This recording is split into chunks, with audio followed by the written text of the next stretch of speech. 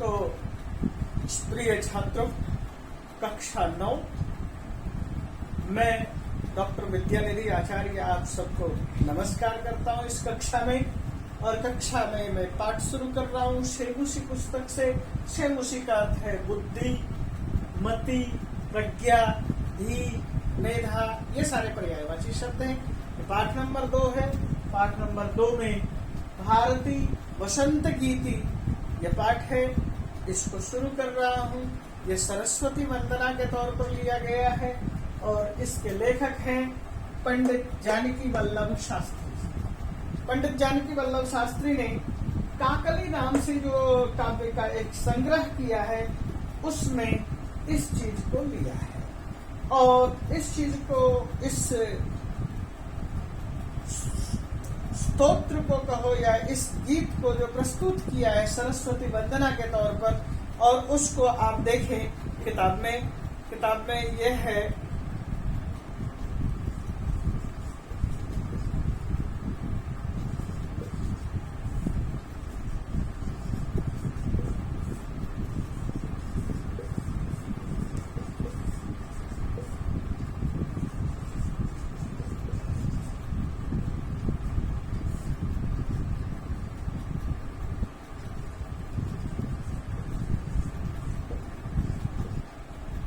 तो बच्चों देखिए, मैंने जो यहाँ पर लिखा है यह श्लोक, वैसे फोटोकॉपी दिखा दिया है इसमें, फिर भी मैं लिखे हुए हूँ। देखो इसको, निनाद है नवीना अये वाणी वीणा।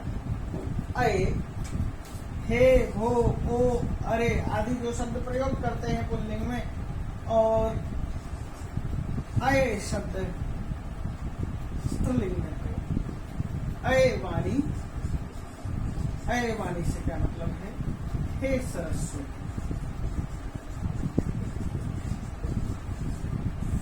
जब भी हम हे सरस्वती बोलेंगे, संस्कृत में लिखेंगे तो ये मात्रा छोटी है। जब हम हिंदी में आपको दिखा रहे हैं तो मात्रा हो जाएगी बड़ी। इसलिए यहाँ पर मैंने दोनों चीज लिखा, यहाँ पर संस्कृत और ये हिंदी। हे सरस्वती। नवीनाम वीणाम निनादय। नवीन, नई वीणा जो आपका वाद्य यंत्र है, नवीन वीणा है, उसे निनादय बजाओ। नई धुन छेड़ो, नई वीणा बजाओ। तात्पर्य है आपकी जो वीणा है, वीणा से नया संगीत पैदा होना चाहिए। क्यों नया संगीत पैदा होना चाहिए? क्योंकि हम आधुनिक हैं, आधुनिक युग में हैं और प्रतिदिन प्रतिपल प्रकृति में बदलाव आता है। इस वजह से हम नई चीजों को आपके सामने रखना चाहते हैं, नए शब्दों से आपकी स्तुति करना चाहते हैं। इसलिए आप भी नवीन धुन छेड़ो, नई संगीत दो, नया गीत दो, नए वाद्य यंत्रों के माध्यम से नई वीणा को बजाओ। तात्पर्य यही था, हे सरस्वती नवीन वीणा बजाओ। तो कौन सी नवीन वीणा होगी? उस नवीन वीणा में क्या चीज होगा? तो मृदुम गाय गीतिम, मृदुम गीतिम गाय। मृदु मतलब मधुर, गीतिम मतलब गीत को गाय गाओ। यहाँ निनादय शब्द था और गाय शब्द था, यह ध्यान दीजिए। निनादय लोट लकार का प्रयोग, मध्यम पुरुष एक वचन। सेम उसी तरह से गाय भी लोट लकार है, मध्यम पुरुष है, एक वचन है। निनादो, निनादय बजाओ, गाय गाओ। क्या गाओ? ललित नीति लीनाम, ललित मधुर नीति, नीतियों से लीनाम, सराबोर लीन हुई। लीन का मतलब जिसमें डूबी हुई है, ओतप्रोत है, ऐसी वाणी को के द्वारा ललित नीतियों से, ललित नीतियों से युक्त मृदुम गीतिम गाय, मीठे गीत को गाओ, मीठे गीत को गाओ, नई वीणा बजाओ और नए गीत गाओ। और जो गीत गाओगे तो वो हमारी गीत नीतियों से युक्त हो। ये नहीं कि केवल अलंकारिक शब्दों का ही प्रयोग हो, हमारे शास्त्रों में जो चीजें आए प्राचीन न होकर के हमारे आधुनिक शास्त्रों से नीतिगत चीजें आपके पास आए। और क्या चीज कह रहे हैं? मधुर मंजरी पिंजरी भूतमाला, सरसा रसाला वसंते लसंती। मधुर मंजरी, मधुर मीठी मंजरी, आम के पेड़ में लगने वाले फूल।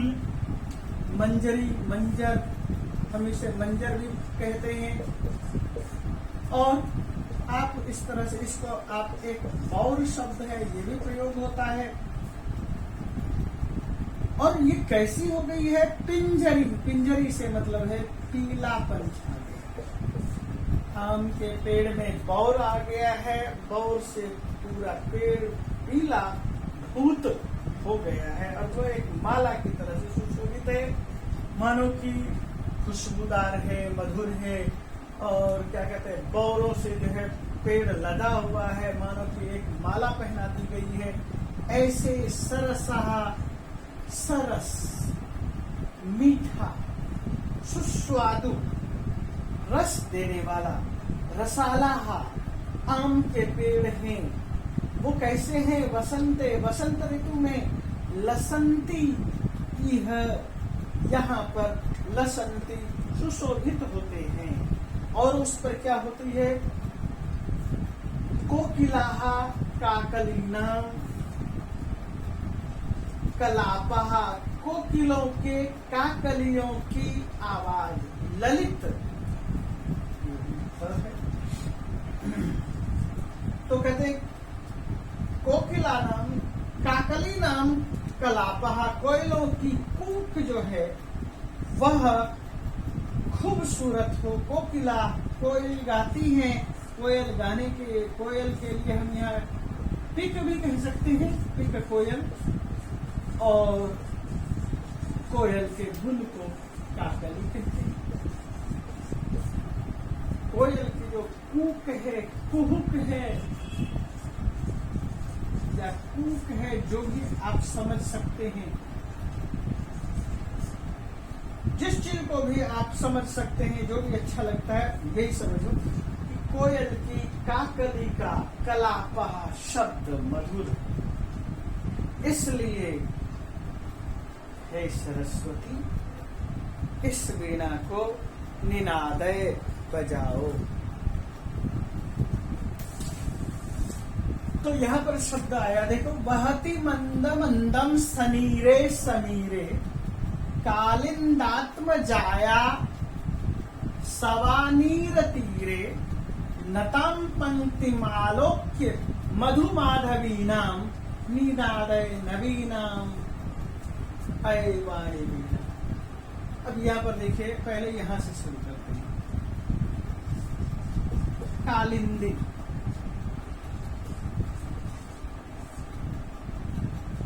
कालिंदी क्या चीज है? यमुना के लिए प्रयोग करते हैं। कालिंद आत्मजा, कालिंदी नदी का या यमुना की जो पुत्रियां हैं, तो यमुना की पुत्रियां क्या है? यमुना के तीर पर रहने वाले पेड़ पौधे, बेत आदि। तो कालिंदात्मजाया, कालिंदी नदी के किनारे, कालिंदी नदी की आत्मजा यानी पुत्र पुत्रियां, यानी यमुना के की पुत्रियां, तो वो क्या है? सवानीर। ये जो सवानीर है, सवानीर का मतलब है बेत। कालिंदी नदी के पास किनारे, दोनों किनारों में बेत है, झुरमुट है, छोटे छोटे पौधे हैं। कहाँ? तीरे किनारे, नदी के दोनों किनारों पर बेतों के झुंड हैं और अनेक तरह के छोटे छोटे पौधों के झुंड हैं, उसके अंदर बहुत सारी झुकी हुई है। क्या चीज है? नताम पंक्तिम अवलोक्य मधु माधवी नाम। अब एक शब्द ये आया, मधु और माधवी। मधु मास भी बोलते हैं, वसंत के लिए। और एक वैदिक सूक्ति है, मधुश्च माधविश्च वासंतिका।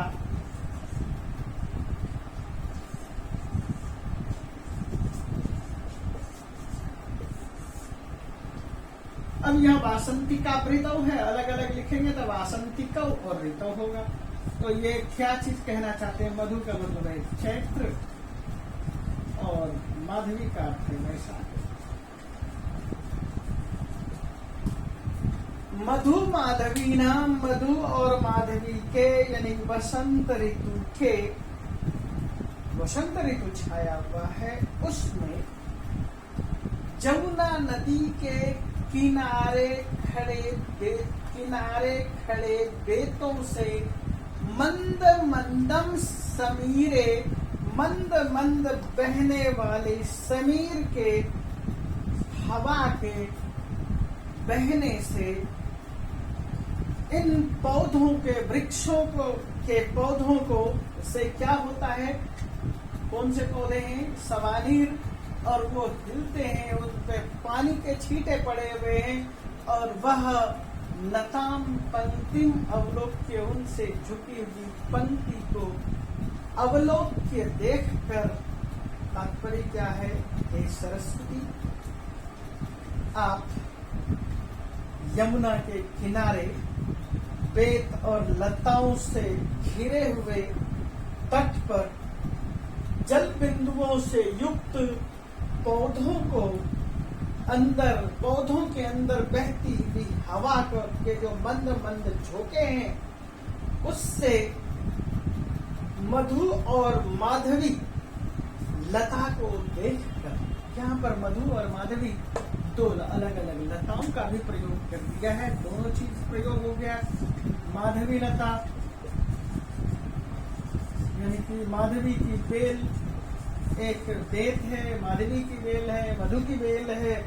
इन दोनों बेलों को अवलोक्य देख करके निनादय नवीनम, नए गीत छेड़ो, नवीन गीत गाओ, ऐ वाणी वीणा, हे सरस्वती नवीन वीणा बजाओ। और यहाँ पर एक शब्द आया अवलोक्य, और अवलोक्य को देख लीजिए और पंक्ति में अवलोक्य देखिए। नत शब्द है, त प्रत्यय है, और ये हो गया नतः पुल्लिंग में, नता स्त्रीलिंग में, नतम नपुंसक में। तो यहाँ बेल है, मधु माधवी की बेलें हैं, तो बेल शब्द और ये सारी नपुंसक स्त्रीलिंग का प्रयोग है, इसलिए यहाँ पर ये नता शब्द आया। अच्छा, इसके लिए आपको यहाँ पर ये देखना पड़ेगा, पंक्ति का विशेषण है, नताम पंक्ति। कैसी पंक्ति है? नताम, झुकी हुई पंक्ति, पंक्ति का विशेषण है। और किस चीज की पंक्ति? मधु माधवी की पंक्ति है। तो पंक्ति शब्द स्त्रीलिंग है, इसलिए इसको नताम शब्द का प्रयोग किया। और ये जो एक पंक्तिम था, और फिर इधर है आलोक्य, इस दोनों को मिला दिया है, मिल गया है, संधि हो गई है। आलोक्य दिखाई देता है आपको लिखा हुआ, और आ उपसर्ग है, प्लस लोक धातु है, लोकप्रिय दर्शन है, और उसके बाद ल्यप प्रत्यय। ल्यप प्रत्यय का अर्थ है कर या करके। तो यहाँ लोक का मतलब है देखना, दर्शन करना। तो आलोक्य देख करके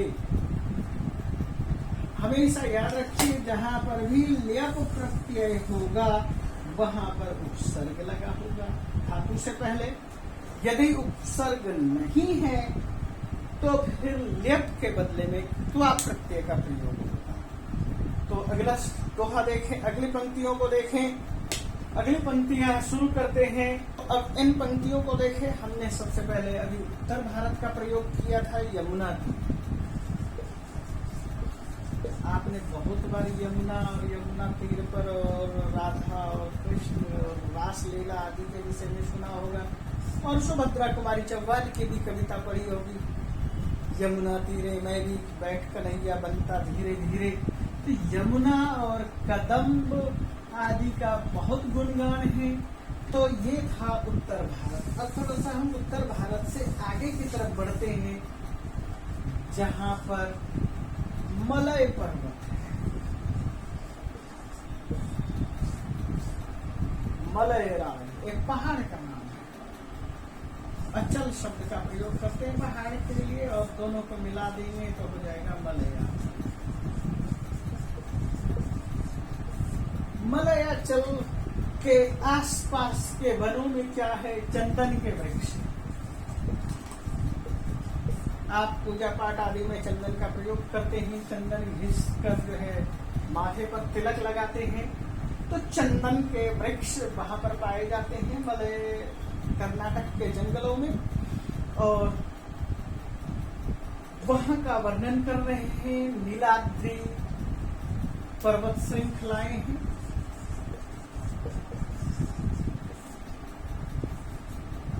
अब वहां के पहाड़ों से जो मलय के पर्वत से मारुतस चुंबित, मलय पर्वत से निकलती हुई चुंबित पवन, चुंबती हुई हवाएं, जिसके अंदर चंदन की खुशबू है, और वह मंजु कुंजे, मंजु मतलब खूबसूरत, कुंजे कुंज में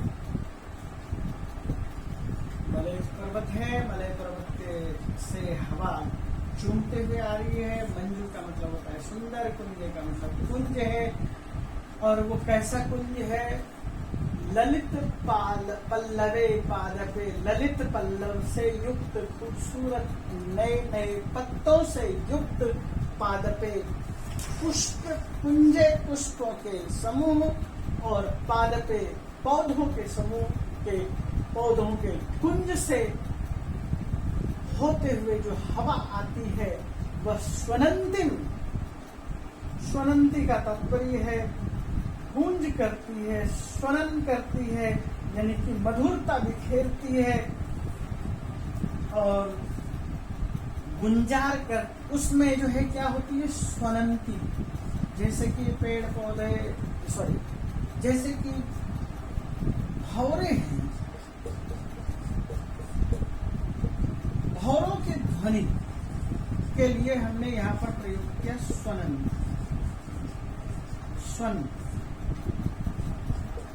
तो आप इसको ऐसे मानकर चलिए कि ऐसे में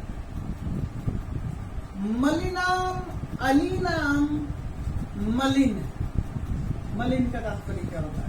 आप सब जानते हैं, गंदे। अली,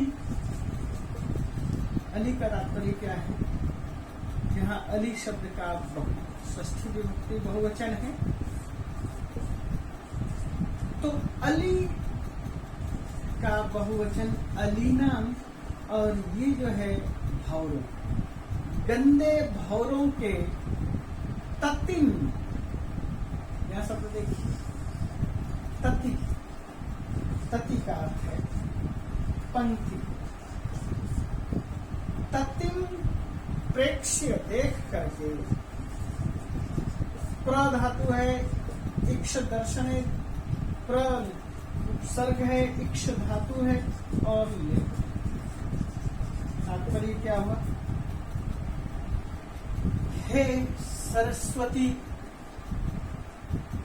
मलय पर्वत से उठती हुई हवा जो चूमती हुई वनों को, पादपों को, खूबसूरत पल्लवों को, पुष्पों के समूह को, पेड़ों के पौधों को, वृक्षों को, झुरमुटों को होते हुए आगे गुजरती है, और वहां पर गंदे भौरों के स्वनन आवाज को देखते हैं, सुनते हैं और उनकी ततिम पंक्तियों को प्रेक्ष्य देख करके निनादय न वीणाम वीणाम, नई वीणा बजाओ। तो तात्पर्य क्या हुआ कि हम भौरों की पंक्ति देख करके वीणा बजाने के लिए भी प्रार्थना कर रहे हैं, क्योंकि हमेशा प्रकृति की बात की जाती है संस्कृत साहित्य में। तो यहाँ पर मलिनाम और अलिनाम, अलिनाम था, मलिन मतलब गंदा और अली का मतलब भौरा। तो बच्चों अब इनमें देखिए तब शब्द यहाँ पर प्रयोग है। हमने इससे पहले उत्तर भारत और दक्षिण भारत की बात कर ली, तो अब हम एक सामान्य तौर पर बात कर रहे हैं। तुम्हारी वीणाम अधीनाम, अधीन वीणा, अधीन के का तात्पर्य क्या है? जो कभी भी दीन नहीं होती, स्वतंत्र वीणा है। अधीनाम वीणाम आकरणीय। अब इस पंक्ति को आप यहां से देखिए। लतानाम नितांतम सुमम शांतिशीलम, लतानाम पौधों, लताओं के बेलों, नितांतम पूरी तरह से अत्यंत खूबसूरत, शांतिशीलम सुमम, लताओं पर शांति छाई पड़ी हुई है और उस पर फूल खिले हुए। सुमम का तात्पर्य है पुष्पम, शांत है पुष्प, शांतिशील है। और वह भी क्या हो रहा है? चलेत, उच्छलेत। कांत सलिलम, समुद्र के या नदियों के सलिल को देख करके, सलिल और कांत से तात्पर्य समुद्र में जो है, सब लोग पुराने टाइम में मानते थे समुद्र से चंद्र पैदा हुआ और चंद्रमा के देखने से जो है पानी में ज्वार भाटाएं उठती है। कांत सलिलम, जो सलिल है, उच्छलेत और चलेत, ये चलेत शब्द है, संधि है।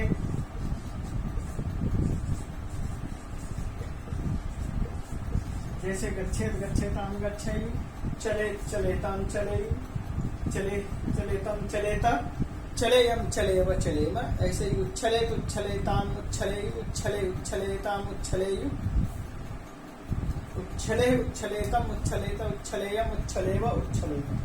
तात्पर्य क्या कह रहे हैं कि सलिल को देख करके, सलिल पानी को देखकर पानी में क्या दिखाई दे रहा है? सलीलाम, लीला सहित। लीला, लीला का मतलब होता है खेल।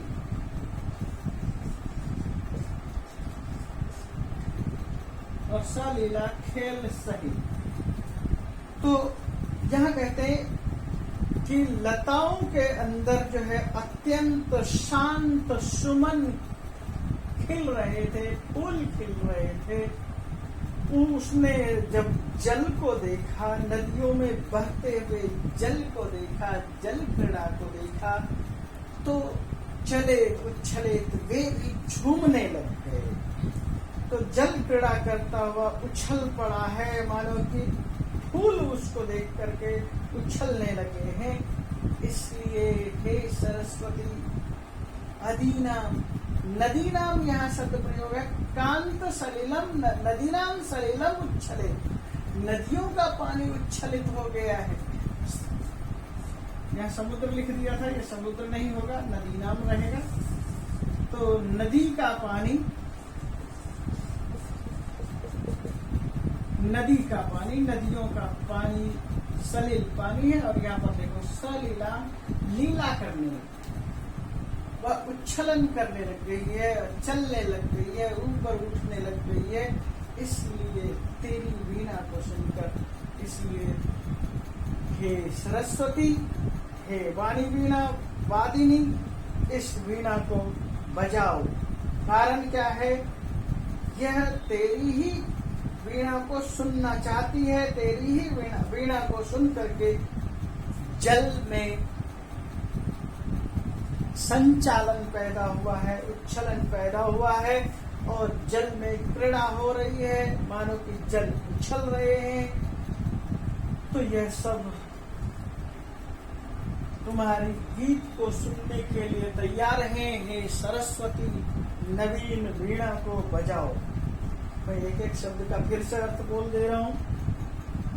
लतानाम बेलो नितांतम अत्यंत सुमम पूई शांतिशीलम, जिनका स्वभाव शांति है।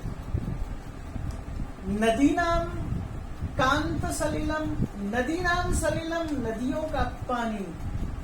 सलीलम, चले तो छले, तो लीला के साथ, मानो कि खेल खेल में उछलने लग गए। तब आकर्ण्य वाणी वीणावा अधीनम, तेरी अधीन वीणा को सुनने के लिए, सुन करके तेरी अधीन वीणा को, स्वतंत्र वीणा को सुन करके यह सब कुछ हो रहा है। इसलिए हे सरस्वती, वीणा बजाओ, नवीन वीणा। तात्पर्य क्या है कि यहाँ पर कवि सरस्वती से वीणा बजाने की बात करते हैं और हम बहुत सारी जगह पर किसी भी तरह की प्रार्थना करते हैं, सरस्वती वंदना करते हैं। वीणा वादिनी वरदे, प्रियम प्रिय स्वतंत्र रस अमृत मंत्र दे, नव मंत्र दे, भारत में भर दे, वीणा वादिनी वरदे। इस तरह से जब हम प्रार्थना करते हैं, सरस्वती की प्रार्थना करते हैं, तो मैथिली शरण गुप्त आदि ने भी भारत भारती में बहुत कुछ लिखा है। गुंजे हमारी भारती, तो यहाँ पर यही कहना है कि हे सरस्वती, नवीन वीणा बजा। हे सरस्वती, अब नए ढंग से लोगों के अंदर जागृति पैदा कर। हे सरस्वती, तुम सबके दिलों में रस भर दो। और इसके अंदर कुछ विशेषण हैं, कुछ विशेषण हैं, कुछ छोटे छोटे प्रश्नोत्तर हैं जिनको आप देख सकते हैं। पुस्तकों में भी दिया हुआ है और उनके उत्तर भी दिए हैं। तो मैं उन चीजों को छोड़ रहा हूँ, यहाँ पर इस पाठ को समाप्त कर रहा हूँ। धन्यवाद।